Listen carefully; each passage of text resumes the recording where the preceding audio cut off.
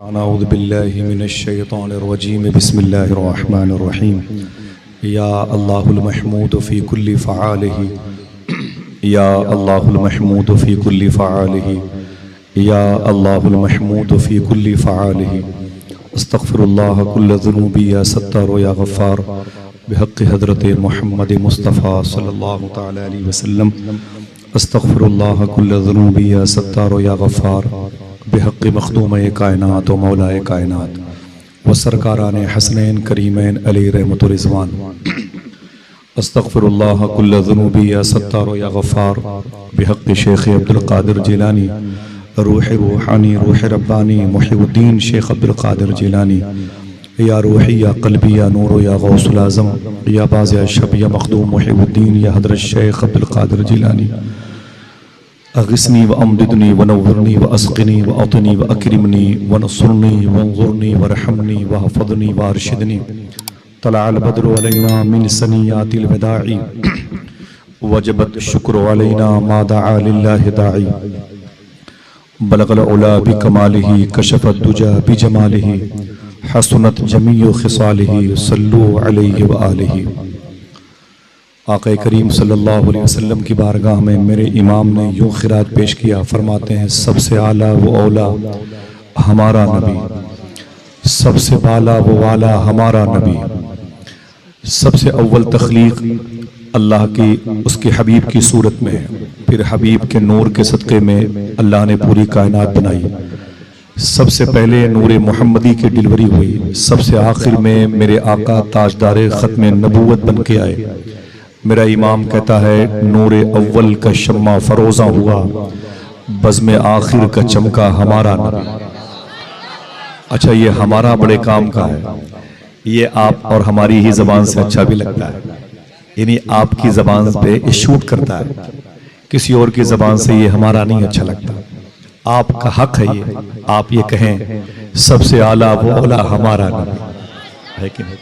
ماشاءاللہ سب سے بالا و والا ہمارا نبی، نور اول کا شمع فروزاں ہوا، بزم آخر کا چمکا ہمارا نبی۔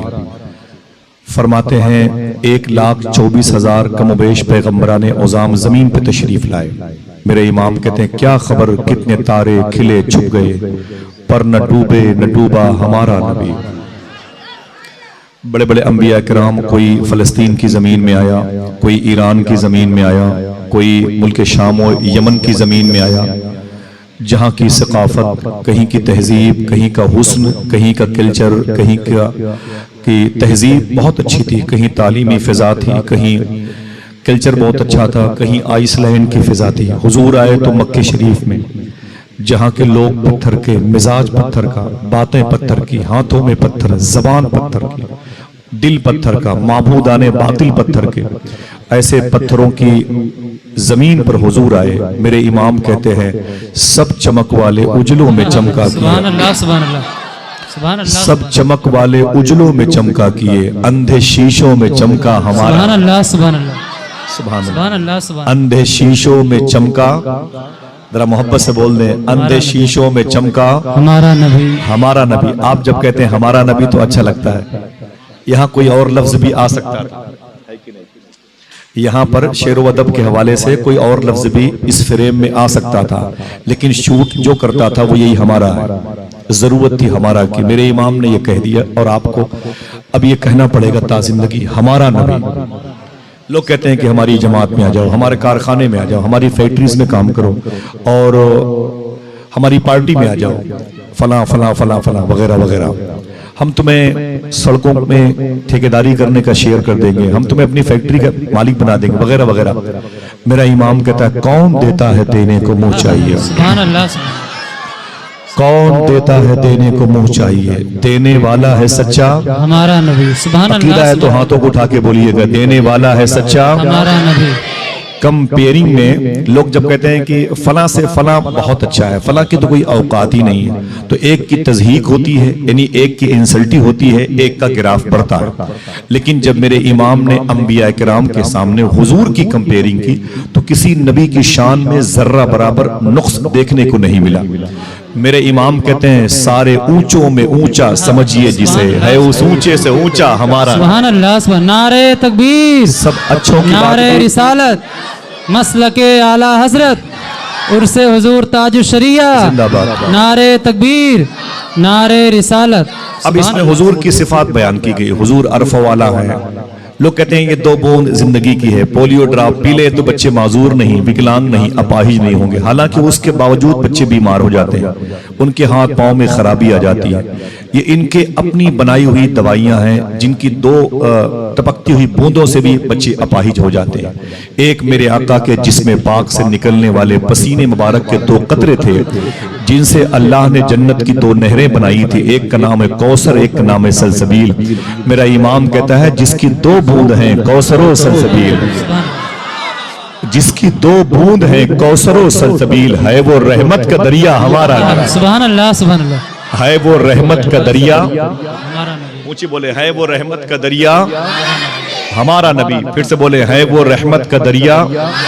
یہ حضور کی کوالٹی ہے، حضور کی خوبیاں بیان کی۔ اب آخر میں کہتے ہیں میرے اعلیٰ حضرت، یہ تو ساری باتیں حضور کے مرتبے کے حساب سے، بڑے حسین ہیں، بڑے جمیل ہیں، بڑے عرفہ، بڑے اعلیٰ مقام پر فائز ہیں، ساری باتیں کی۔ پھر کہتے ہیں کہ حضور میری گناہوں کو کم کرنا ہے کا معاملہ ہے، میری اسیاں شاعری کے گنبد کو مسمار کرنا ہے، میدان محشر میں بخشش کا معاملہ، میرے روتے ہوئے چہرے پر مسکراہٹ کا غازہ بننا ہے، تو وہ تو حضور کی صفت تھی۔ اب میرے کس کام کے حضور ہیں تو تسلی دیتے ہیں، غمزدوں کو رضا مزدہ دیجئے کہ ہے بے کسوں کا سہارا ہمارا۔ سبحان اللہ، سبحان اللہ، مزدہ مینز خوشخبری ہوتا ہے، حضور ہمارے بھی کام آئیں گے۔ جس کا یہ عقیدہ ہے وہ ذرا محبت سے کہہ دے سبحان اللہ۔ سبحان اللہ، سبحان اللہ۔ بڑے ادب اور احترام سے میں سلام کروں، میرے سلام کا جواب دیں، السلام علیکم ورحمۃ اللہ وبرکاتہ۔ وعلیکم السلام ورحمۃ اللہ۔ آقا کریم صلی اللہ علیہ وسلم کی بارگاہ میں بڑے ادب اور احترام کے ساتھ درود شریف کا ہدیہ تبریک پیش کریں اور پڑھیں۔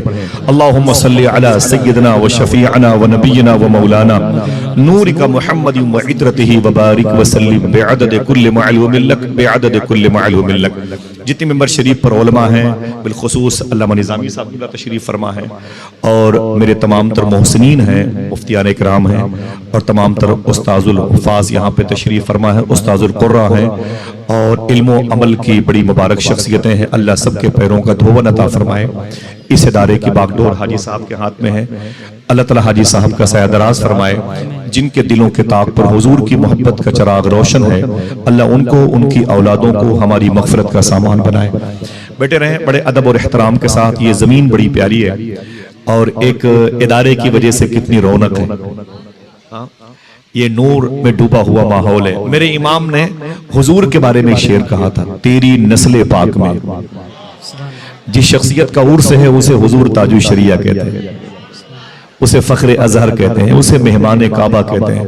جمال عبد الناصر کرنل آف مصر کے ہاتھوں سے فخر ازہر کا ایوارڈ پانے والا وہ میرا شیخ، جسے دنیا قاضی القضات فی الہند کہتی ہے، قائم مقام حضور مفتی اعظم عالم کہتی ہے، جسے حضور مفتی اعظم کا عکس کہتی ہے، اور حضور مفتی اعظم کو غوث اعظم کا عکس کہتی ہے۔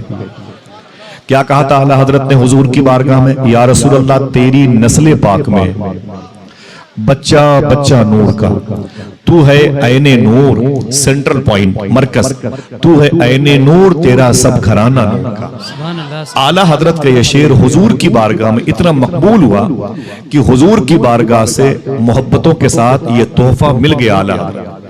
جس بریلی کی اعلیٰ حضرت نے حضور کی اولادوں کو حسین جمیل کہا، نور انا نور کہا، نور میں ڈوبا ہوا کہا، تیری نسل پاک میں بچہ بچہ نور کا، تو ہے عین نور، تیرا سب گھرانہ نور کا۔ کہنے والے نے مدینے والے آقا کی شان میں کہا، ان کی بارگاہ میں، ان کے قبیلے میں، ان کے خاندان میں پلنے والے شہزادوں کی طرف اشارہ کیا۔ تو حضور نے کیا کرم کیا، آج تک اعلیٰ حضرت کے خاندان میں جو بھی شہزادہ پیدا ہوا وہ خود نور میں ڈوبا ہوا تھا۔ سبحان اللہ، سبحان اللہ۔ ہاں، جس کی آنکھیں دیکھ لو تو وہ نور میں ڈوبی ہوئی تھی، جس کے لب و رخسار نور میں ڈوبے ہوئے تھے، جن کے چہرے کو دیکھ کر کے جرمن کے ایک بہت بڑے ایئرپورٹ پر حضور تاج الشریعہ سرکار کو نمازیں پڑھتے ہوئے دیکھا گیا، تو ایک عیسائی آیا، حضور کے خادم سے پوچھا یہ کیا صوفی بزرگ ہیں؟ یہ کیا صوفی بزرگ ہیں؟ تو خادم نے کہا جی یہ میرے شیخ ہیں، صوفی بزرگ ہیں۔ اس نے یہ کہہ کر کے اسلام کی چراغ کی لو کو اپنے دل میں روشن کر لیا۔ یا آپ جب 1400 سال کے بعد حضور کے بیٹوں کو اپنا قائد ماننے والوں کے چہرے اتنے حسین ہوتے ہیں تو پھر مدینے والے کا چہرہ کتنا حسین ہوگا۔ سبحان اللہ سبحان اللہ۔ وہ نور کہا حضور کے بیٹوں کو، تو وہ حضور نے کرم کیا اور پھر اعلیٰ حضرت سرکار کے پوتے کو ایسا حسین و جمیل بنا دیا، جس گلی سے گزرتے تھے در و دیوار کو اللہ آنکھیں عطا فرما دیتا۔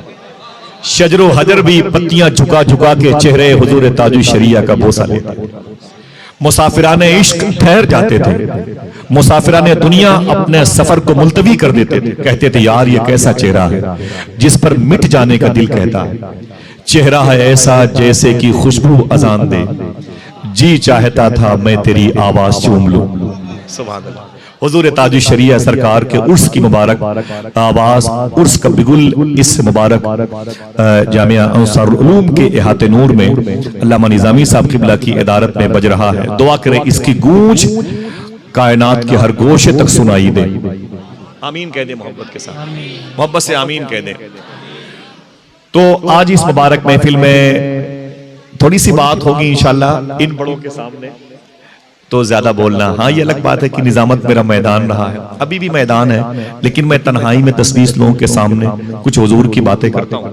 تو آج میں اپنے بڑوں کے پیر کا دھون چوم کر کے اور آپ کے سامنے حضور کے غلاموں کی تھوڑی سی بات، حضور تاج الشریعہ کی حیات سے ملی جلی جو زندگی ہے، جو ایک آئین ہے، آرٹیکل ہے، جو قانون ہے، جو لا ہے، مسلکی اور مشربی اعتبار سے اس کے کچھ چھینٹے آپ تک پہنچاؤں گا انشاءاللہ۔ ٹھیک ہے، درود شریف پڑھنے کی بات آئی نا، ذرا محبت سے اس عمل کو ایک مرتبہ پھر سے اجاگر کریں۔ مجھے یاد نہیں ہے میں نے 1 سال پہلے کی اپنی دو دوست کی بات یہاں پر بتائی کہ نہیں بتائی، لیکن پھر سے اسے بتانا چاہتا ہوں۔ اس کیمپس میں جتنے لوگ بیٹھے ہوئے ہیں، اگر اس مائک کی آواز باہر جا رہی تو اسے بند کر دیں، اس مائک کی آواز میں اگر ایکو ہو تو اسے بھی بند کر دیں، اس کی آواز تھوڑی سی بڑھا کے رکھیں گے۔ اللہ اس محفل کے طلباء کرام کے توسل سے اس کی تکمیل سے پہلے اسے قبول فرما لیں۔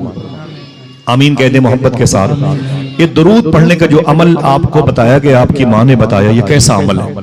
تقریباً 8-9 مہینے ہوئے، 2 میرے دوست، ایک الہ آباد کے گونڈا کے رہنے والے، میں حضور کے گھر میں بیان کر رہا ہوں، قرآن کی تعلیم ہوتی ہے، حدیث مصطفیٰ کی برکتیں یہاں تقسیم ہوتی ہیں۔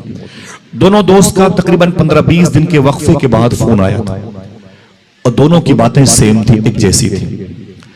ایک کی کال تو میرے پاس موجود ہے، اس کا نمبر، دوسرے کی کال کبھی آتی ہے تو اس کا نمبر تو نہیں ہے، لیکن بات کرا سکتا ہوں تاکہ آپ کو یقین ہو جائے۔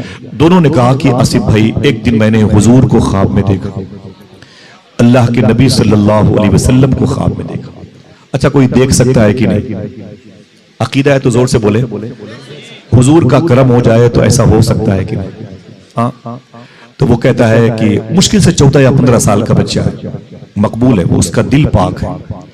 رازی الہبادی نے کہا تھا یاد مصطفیٰ ایسی بس گئی ہے سینے میں، جسم ہو کہیں اپنا دل تو ہے مدینے میں، دیکھ کر کے طوفان نے پھیر لیا رخ اپنا، مصطفیٰ کے دیوانے بیٹھے ہیں سفینے میں۔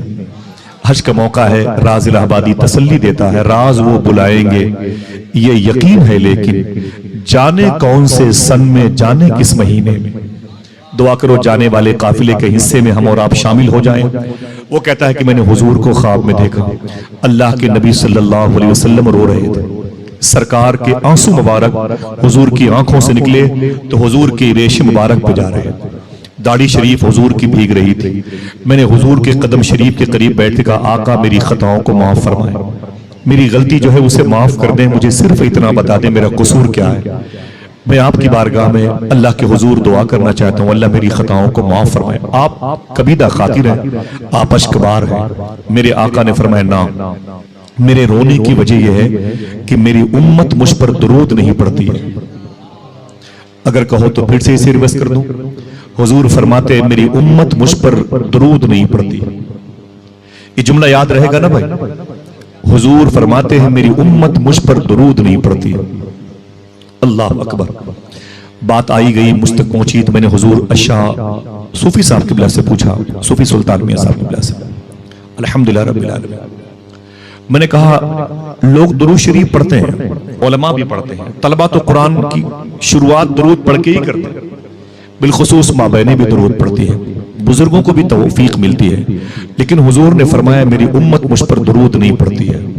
اس خواب کا مطلب کیا ہے، اس کی تعبیر کیا ہے؟ صوفی صاحب نے جملہ ارشاد فرمایا، آپ فرماتے ہیں جیسے درود پڑھنا چاہیے ویسے نہیں پڑھتی ہے۔ اب ان جملوں کو لکھ لیجئے گا۔ میں نے کہا حضور درود کیسے پڑھنا چاہیے؟ آپ فرماتے ہیں جیسے نماز پڑھنا چاہیے ویسے درود پڑھنا چاہیے۔ پورے ملک کا دماغ موجود ہے یہاں۔ میں نے کہا کیا مطلب؟ تو کہتے ہیں حضور کی حدیث شریف ہے،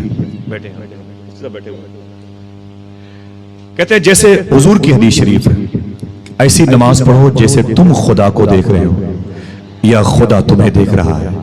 دیکھنا کتنے لوگ سبحان اللہ کہتے ہیں، پھر کہتے ہیں ایسے درود پڑھو یا تم نبی کو دیکھ رہے ہو یا نبی تمہیں دیکھ رہا ہے۔ سبحان اللہ سبحان اللہ۔ بولے یہ درود پڑھنے کا طریقہ، حضوری کے آداب میں رہو، اپنے آپ کو حضور کی بارگاہ میں حاضر باش رکھو، قلب بھی حاضر ہو، توجہ بھی حاضر ہو، فکر بھی حاضر ہو، خیال بھی حاضر ہو، سینس بھی حاضر ہو، دماغ بھی حاضر ہو، دل روح کا فیض ایک دوسرے سے متصل ہو جائے، پھر حضور کی بارگاہ میں درود پڑھو۔ یہ نہیں کہ تسبیح ہاتھ میں ہے، اسکرین پر نظریں ہیں، در و دیوار دیکھے جا رہے ہیں، آنے جانے والوں پہ نظریں عمیق پڑ رہی ہے اور کہتے ہیں ہم تو 2000 پڑھ لیے۔ نا نا نا، فرماتے ایسے درود پڑھو جیسے تم نبی کو دیکھ رہے ہو یا نبی تمہیں دیکھ رہا ہے۔ اب وہ درود کیسے پڑھا جاتا ہے؟ اگر آپ اسے یاد کرنے کا وعدہ کریں بتا دو تو فرماتے ہیں، یہ بہت پہلے کی بات میں نے بتائی تھی طلبہ کو، آپ فرماتے جب درود پڑھو تو اپنے سر کو ہلکا سا بائیں طرف قلب کی طرف جھکا لیا کرو۔ ان باتوں پر عمل کریں گے انشاءاللہ؟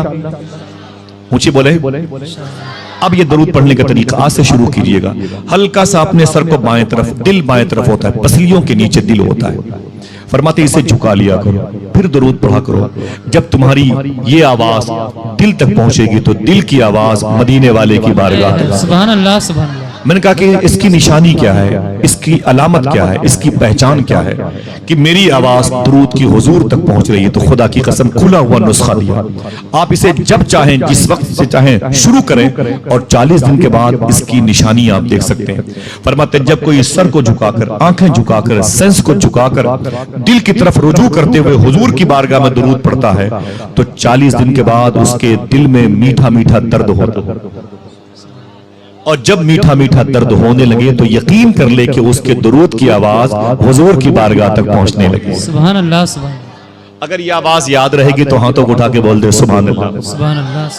اونچی بولے، یاد رہے گی انشاءاللہ۔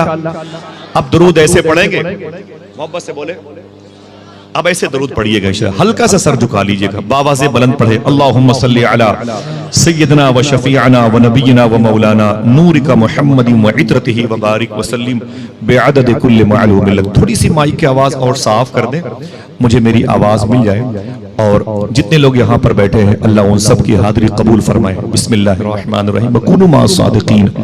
اللہ نے قرآن میں ارشاد فرمایا سچوں کے ساتھ ہو جاؤ۔ پہلے ایمان والے مخاطب تھے، میں نے اسے نہیں ٹچ کیا، پھر یہ کہا گیا اللہ سے ڈرو، وہ آپ کو معلوم ہے۔ آخری اس آیت کا جو ٹکڑا ہے وہ یہ ہے وَكُونُوا مَعَ الصَّادِقِينَ، يَا أَيُّهَا الَّذِينَ آمَنُوا اتَّقُوا اللَّهَ وَكُونُوا مَعَ الصَّادِقِينَ، سچوں کے ساتھ ہو جاؤ۔ محبت سے بولیں سبحان اللہ۔ توجہ رکھیں گے آپ انشاءاللہ۔ جن کو بیٹھنے کی جگہ نہ ملے طلباء کرام کے دامن میں آ جائیں، ان سے کشادہ دامن کسی کا نہیں ہوتا ہے، ان کے قریب آ جائیں۔ میں نے جو آیت کا ٹکڑا پڑھا ہوا یہ ہے وَكُونُوا مَعَ الصَّادِقِينَ، سچوں کے ساتھ ہو جاؤ۔ محبت سے کہہ دیں سبحان اللہ۔ آپ کو یہ آیت کا اس ٹکڑے کو یاد رکھنا پڑے گا، اتنی مرتبہ دہراؤں گا کہ یہ آپ کو یاد ہو جائے گا، یہ برکت والی نشانی آپ کو یاد ہو جائے گی، باتیں بھول جائیں گے، ایک دو باتیں تو یاد رہیں گی۔ وَكُونُوا مَعَ الصَّادِقِينَ، اللہ فرماتا ہے سچوں کے ساتھ ہو جاؤ۔ سوال یہ پیدا ہوتا ہے ہم نے اللہ کو ایک کہا، قرآن کو اللہ کی کتاب کہا، حضور کو تاجدار ختم نبوت کے نام سے جانا، سب کچھ ہم نے اللہ اس کے رسول کے بتانے پر عمل کر لیا، نماز، روزہ، حج اور زکوٰۃ کے پابند رہے توحید کے بعد، پھر یہ نئی شرط کیوں لگائی جا رہی ہے وَكُونُوا مَعَ الصَّادِقِينَ؟ پھر یہ نئی بات کیوں کی جا رہی ہے؟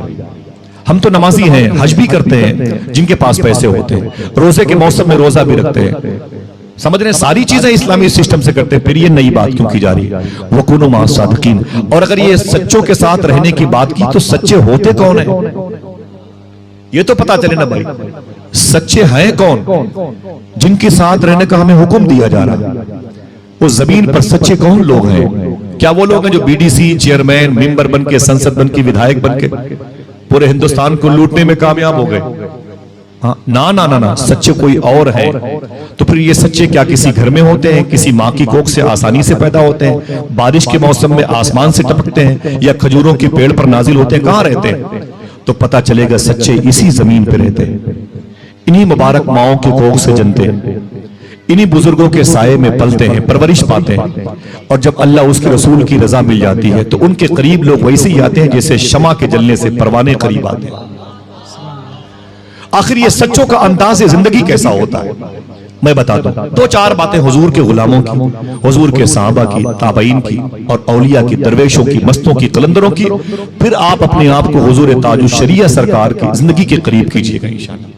یہ سچے اگر کائنات کے اصدق الصادقین صلی اللہ علیہ وسلم سب سے سچے آمینہ کے لال کے قریب ہیں تو ہمیں ان سچوں کے قریب رہنا چاہیے. ان کی زندگی کیسے گزرتی ہے، کس خوبیوں کے مالک تھے کہ ہمیں ان کے قریب رہنے کا حکم دیا گیا. آئیے ایک بات کرتا ہوں. دیکھیے وہ سچے کون ہیں. ان میں سے ایک شخص ایسا بھی ہے مدینہ شریف میں، جب حضور کی مسجد میں اذان ہوتی جمعہ کے دن، لوگ نماز پڑھنے کے لیے قطاروں میں کھڑے ہوتے، ایک چھوٹی سی جگہ ان کے لیے باقی رہتی تھی. 2-4 لوگ مسجد کے باہر کھڑے رہتے تھے. سبحان اللہ. علامہ مفتی امین صاحب نے اپنی کتاب میں اس کا ذکر کیا، فرمایا کچھ لوگ کھڑے رہتے تھے. لوگ کہتے بھئی اذان ہو گئی، آپ باہر کھڑے، آپ چلے میں آ رہا ہوں، آپ چلے میں آ رہا ہوں، آپ چلے میں آ رہا ہوں. ٹھیک ہے. بہت دیر کے بعد ایک شخص آتا. جب وہ آتا تو لوگ اس سے ملتے، مصافحہ کرتے، سلام و قیام اور بغل گیر ہوتے. پھر اس کے پیچھے پیچھے حضور کی مسجد میں جاتے، اس کے لیے جگہ باقی رہتی. لوگ اس کے آگے پیچھے دائیں بائیں کھڑے ہوتے، نہایت فرحت اور سکون اور خوشبو اور معطر وجود کو مالا مال کرتے. ایک دن نماز کے بعد لوگوں نے پوچھا یار کیا بات ہے، آپ ان کا انتظار کرتے ہیں، صفیں بھر جاتی ہیں، آپ سب سے آخر میں آنے والوں میں شامل ہیں، ان کا کیوں انتظار کرتے ہیں؟ وہ کہتے ہیں یار پتہ نہیں کیا بات ہے، خوشبو ہم بھی لگاتے ہیں، خوشبو یہ بھی لگاتے ہیں، خوشبو یہ بھی لگاتے ہیں، لیکن یہ جن کا انتظار ہم کرتے ہیں ان کی خوشبو جیسی کسی کی خوشبو نظر نہیں آتی. ایسا نادر عطر لگا کر کے حضور کی مسجد میں آتے ہیں، ہم ان کا انتظار کرتے ہیں کہ یہ آ جائیں تو ہم ان کے قریب کھڑے ہو جائیں تاکہ ہماری مشام جاں معطر ہو جائے، ہمیں فرحت محسوس ہو، اللہ کے حضور سر جھکانے میں ہمیں خوشبوؤں کے حصار میں رہنے کا شرف مل جائے. سبحان اللہ. محبت سے کہہ دے سبحان اللہ. اب ان باتوں کو سن کر کے حضور کے غلاموں میں سے ایک غلام نے ان سے پوچھا جو جن کے بدن سے خوشبو آتی تھی، آپ بتائیں کہ آپ کے بدن سے جو نرالی خوشبو آتی ہے، نادر خوشبو آتی ہے، انوکھی خوشبو آتی ہے، نایاب خوشبو آتی ہے، وہ کون سی عطر کی ہے؟ شمامہ ہے، مجموعہ ہے، بخور ہے، مخلت طیبہ ہے؟ کون سی خوشبو آپ لگاتے ہیں؟ تو ان کی آنکھوں میں آنسو آ گئے. دیکھیں سچے بنتے کیسے ہیں. ان کی آنکھوں میں آنسو آ گئے. فرمایا خدا کی قسم میں نے کوئی عطر نہیں لگایا، میں نے اب تک کبھی کوئی عطر نہیں لگایا. پھر بولے تیرے بدن کے مہکنے کی وجہ؟ بولے ایک دن اللہ کے نبی صلی اللہ علیہ وسلم کے ساتھ میں سفر پہ تھا. حضور صلی اللہ علیہ وسلم نے فرمایا کہ تم ٹھہرو، میں اس پہاڑ کے پیچھے مجھے استنجا مبارک فرمانا واش روم کے لیے. استنجا مبارک کے لیے حضور تشریف لے گئے اس پہاڑ کے پیچھے. پھر فراغت حاصل کرنے کے بعد حضور واپس تشریف لائے. وضو کے بعد بیٹھے ہوئے تھے تو وہ صحابی کہتے ہیں جب حضور تشریف لائے اپنے غلاموں سے باتیں کرنے لگے تو میں چپ چاپ اٹھا. میں نے کہا ذرا دیکھو حضور نے استنجا کہاں فرمایا، حضور نے استنجا مبارک کہاں فرمایا. میں اٹھ کر کے اس پہاڑی کے پیچھے گیا. جب گیا تو میں نے کیا دیکھا کہ وہ جگہ تو نظر نہیں آئی لیکن حضور کے بیٹھنے کی جگہ مجھے کچھ محسوس ہوئی. میں قریب گیا تو خوشبو آ رہی تھی. وہیں پر مٹی کے 3 ڈھیلے رکھے ہوئے تھے. جب میں نے مٹی کے تینوں ڈھیلوں کو اٹھایا، جب سونگھا تو ایسی خوشبو آئی جو اس سے پہلے میں نے کبھی محسوس نہیں کی.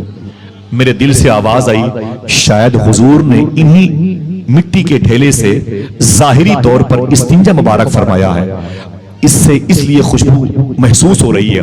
میں نے ان تینوں مٹی کے ڈھیلے کو چپ چاپ جھولے میں رکھا، واپس آ گیا. وہ صحابی کہتے ہیں خدا کی قسم اب میں جب جمعہ کی نماز پڑھنے کے لیے مسجد میں آتا ہوں وہی مٹی کے ڈھیلے اپنی آستین میں رکھ کے آتا ہوں.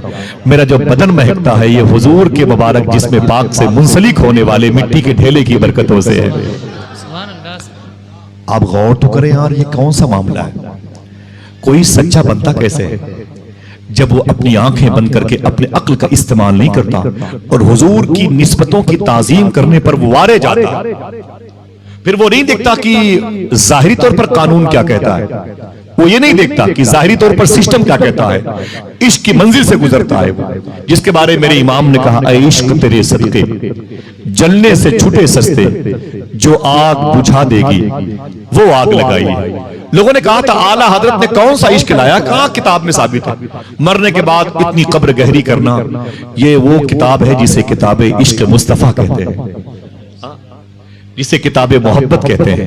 دیکھیں یہ رسی کہاں تک ملی ہوئی ہے، حضور کی اس عاشق کی ڈور کہاں کن کن عاشقوں سے ملی ہوئی ہے، جن کو سچا کہا گیا قرآن میں، جن کے قریب رہنے کا حکم دیا گیا، جنہوں نے نسبتوں کی تعظیم کی۔ کسی کتاب میں نہیں لکھا ہوا ہے۔ جو امام یوسف نبہانی کا عمل تھا، نبہان فلسطین کے قریب ایک قصبہ ہے، ان کے والد کا نام اسماعیل تھا، ان کے بیٹے کا نام تھا یوسف۔ آج سے 100 سال پہلے بڑے عظیم بزرگ تھے، علامہ یوسف بن اسماعیل نبہانی۔ کچھ بزرگوں نے انہیں مجدد وقت بھی کہا ہے، اعلیٰ حضرت سرکار کے دور کے بزرگ ہیں، سمجھ رہے ہیں؟ ایک روایت میں ہے کہ ایک مرتبہ دونوں بزرگوں کی زیارت آپس میں کی گئی ہے، بقیہ صحیح تاریخ مورخین بیان فرمائیں گے۔ جو ان کا عمل تھا مدینہ شریف میں، وہ عمل کسی کتاب میں نہیں ہے۔ مدینے جانے کے لیے تڑپتے تھے، دیکھیں کوئی سچا بنتا کیسے ہے، مدینے جانے کے لیے تڑپتے تھے، مدینے کا نام سن کے تڑپتے تھے، مدینے سے ہوائیں آتی تو اپنے لباس کو سینے کو کھول کر کے ان ہواؤں کا استقبال کرتے تھے، جب مدینے کی کھجوریں ملتی تو اسے ادب سے کھاتے تھے، مدینے پاک سے آنے والوں کے قدم کو چومتے تھے، روتے تھے اے اللہ مجھے بھی اپنے حبیب کا شہر پھر دکھا، بار بار دکھا۔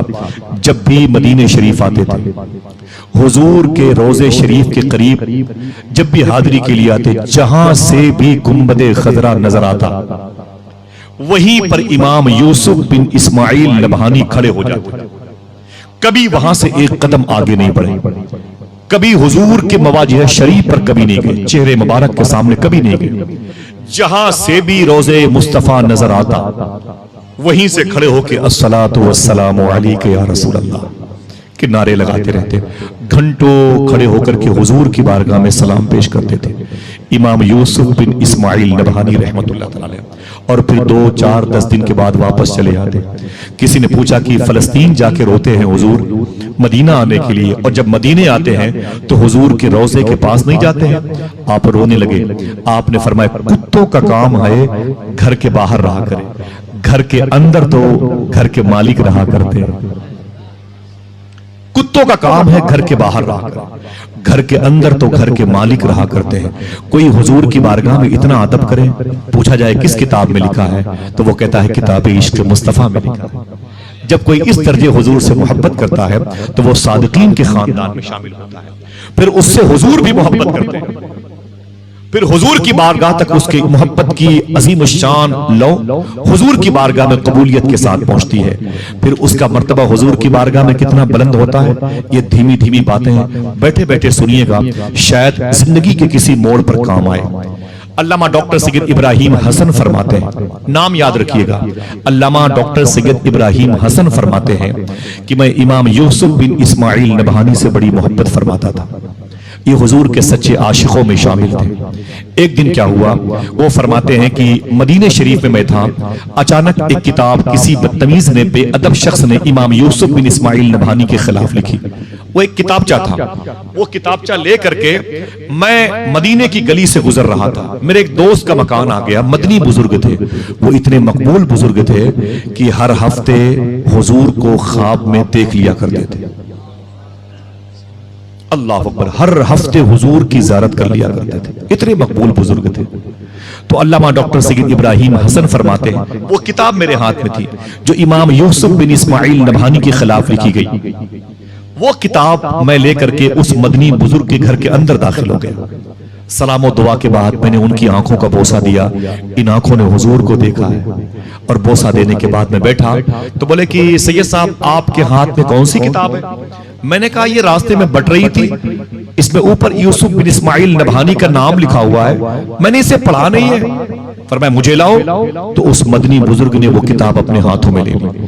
جیسے کتاب اپنے ہاتھ میں لی نا، جیسے کتاب اپنے ہاتھ میں لی، فرمایا کہ کسی بے ادب نے آپ کی شان میں توہین کرتے ہوئے یہ کتابچہ لکھا ہے، چلو کتاب کو مجھے دے دو، میں پڑھ کر کے اس کا جواب دوں گا یا پڑھوں گا بعد میں، ابھی میرے پاس ٹائم نہیں ہے۔ مدنی شریف کے بزرگ نے کتاب اپنے ہاتھ میں لی اور اپنی لائبریری میں اسے یوں رکھ دی۔